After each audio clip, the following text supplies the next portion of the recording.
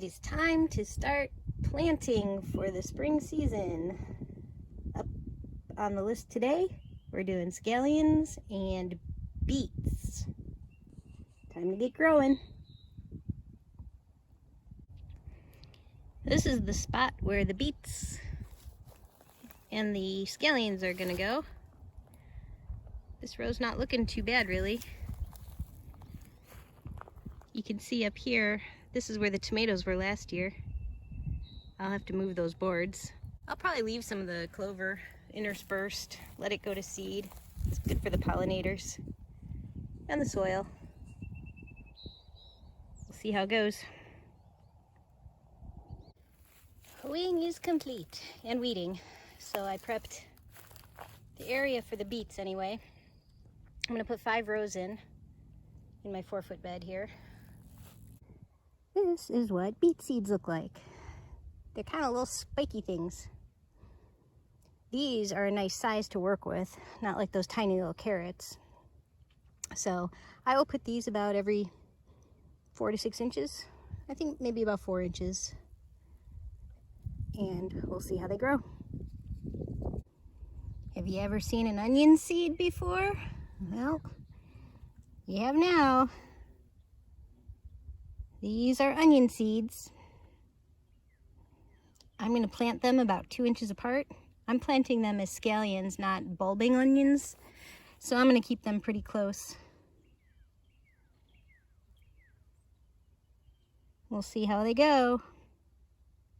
Did you know that onions are biennial plants? That means that they don't produce seed their first season. It's their second season when they produce seeds. They flower at the top and then they produce seeds, seed heads. I'm gonna try saving some onion seeds this year because gosh, these are expensive. Beets and onions are in, and that row probably doesn't even look very different from when it started this morning. But that took all day. Never said I was quick about any of this. There are definitely times where I think that a mechanical plow would make life a little bit easier. However, this is my favorite tool in the garden. It's my hoe. It's how I weed. It's how I prep my beds, which is what I'm doing right now. That's where the carrots are going. So I just created 4 rows, getting ready to seed. We'll see if it grows. And then I'm gonna take a rest. It's good exercise. These are carrot seeds. They are tiny, little seeds.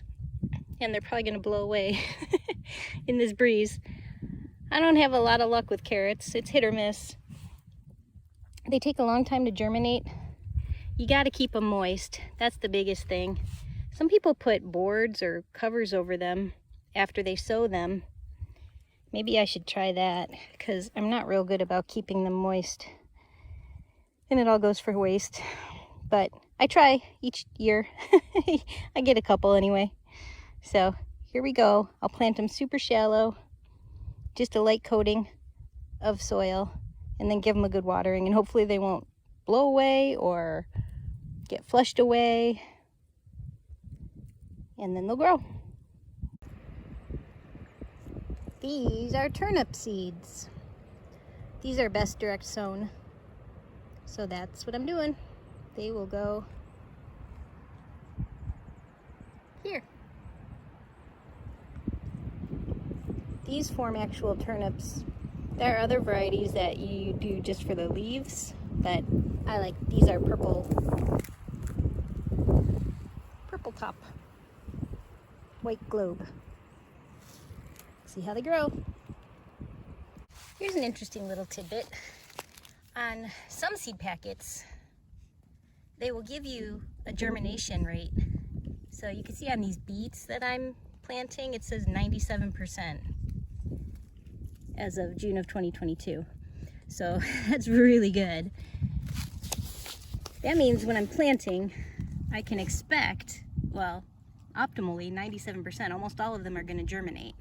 Now, human error, and I'm not all that great at seeding, so my germination rate will be lower than that, but that's a good starting point. Here's another one. These onions that I'm going to plant, the scallions.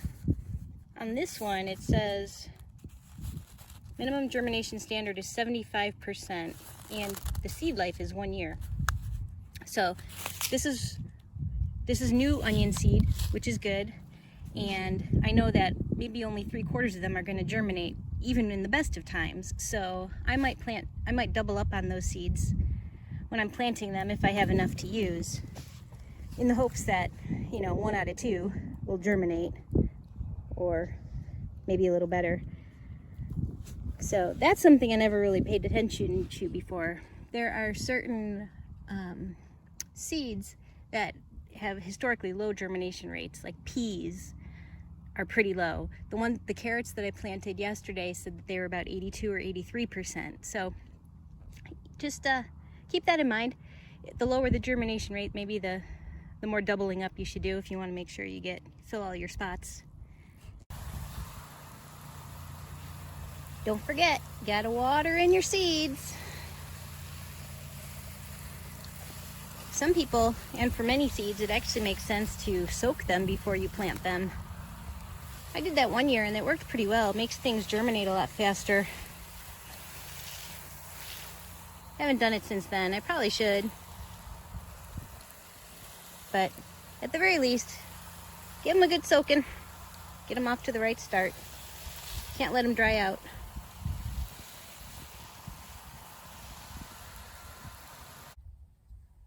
Day's not done yet. I'm gonna see if I can weed a row for tomorrow's plantings.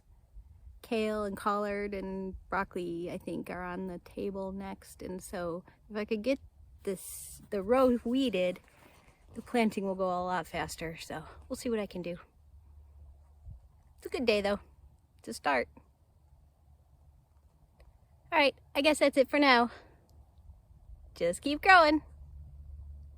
In case you're wondering if the effort's all worth it, in my book, yeah, because of this.